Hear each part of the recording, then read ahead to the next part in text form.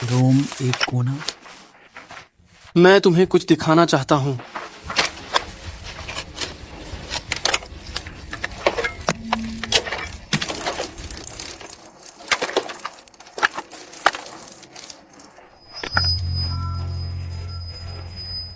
पापा, क्या आप सुन रहे हैं? जब पुराना ट्रांजिस्टर अचानक हवा के प्रभाव से काम करने लगा तो पिता की आंखों में आश्चर्य की चमक आ गई।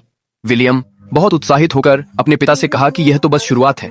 उसने जोड़ा कि वह एक विशाल पवन चक्की बनाएगा, एक पवन चक्की जो पानी की पंप को चलाने के लिए पर्याप्त बड़ी होगी ताकि इस सूखी भूमि को फिर से जीवन मिल सके। इस तरह सूखे के मौसम में भी वह भोजन उगा सकेगा और फिर कभी कोई भूख से नहीं मरेगा। लेकिन इस बड़े परियोजना को पूरा करने के लिए उन्हें एक महत्वपूर्ण तत्व की आवश्यकता थी, वह साइकिल जिसे पिता एक खजाने की तरह संजोते थे।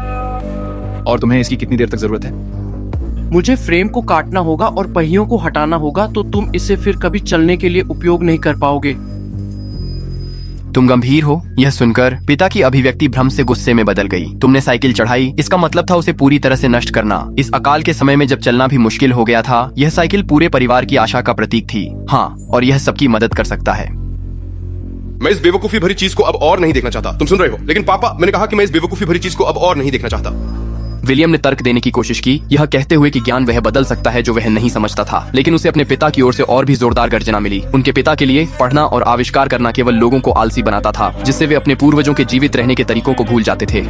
अब से तुम मेरे साथ पानी में उठोगे, क्या यह समझ में आया? स्कूल खत्म करो, खत्म। मैं नहीं चाहता कि तुम उस लाइब्रेरी में जाओ। मैं चाहता हूँ कि तुम उन सभी वर्षों को भूल जाओ। हाँ, मैंने गलती की। अब समय आ गया है कि तुम अपने पूर्वजों की तरह जमीन पर काम करना सीखो। यह सीखो और चुपचाप खुदाई करो। सूखा और भी खराब हो रहा था। मौत की छाया गांव पर मंडरा रही थी और विलियम ने अपना आखिरी उपाय आजमाने का फैसला किया। अपने दोस्तों के साथ वह फिर से अपने पिता के सामने पेश हुआ, उनसे साइकिल देने की मांग की। हम तुम्हारा सामना नहीं करना चाहते ट्रेवल। हम चाहते हैं कि तुम साइकिल विलियम को दे दो। चलो यहाँ से निकल जाओ, वह पानी ला सकता है, उसने कहा। हाँ, ये सच है, मैं ये कर सकता हूँ। चलो लड़ो। मैं आपका इंतजार कर रहा हूं। आदमी घर लौटा और अपने बेटे के रवैये पर अपनी पत्नी से शिकायत करने से खुद को रोक नहीं सका। उदास नजरों वाली पत्नी अब और नहीं रुक सकी। अब तक जहाँ भी मैंने तुम्हारा पीछा किया, मैंने कुछ खोया है। मेरे माता पिता, जब मैंने तुम्हारा पीछा किया यहाँ आने के लिए। और फिर एनी? मैं जानना चाहता हूँ, ये कब रुकेगा? माँ के शब्द हथौड़े की तरह भारी अंततः आदमी की आखिरी प्रतिरोध को तोड़ दिए। अंत में उसने हार मान ली और अपने बेटे को साइकिल दे दी। पूरे गांव की मदद से कबाड़ और साइकिल के पुर्जों से बनी एक विशाल पवन चक्की चमत्कारिक रूप से खड़ी हो गई। जब हवा पंखों में बहने लगी तो मोटर की साधारण गूंज सुनाई देने लगी।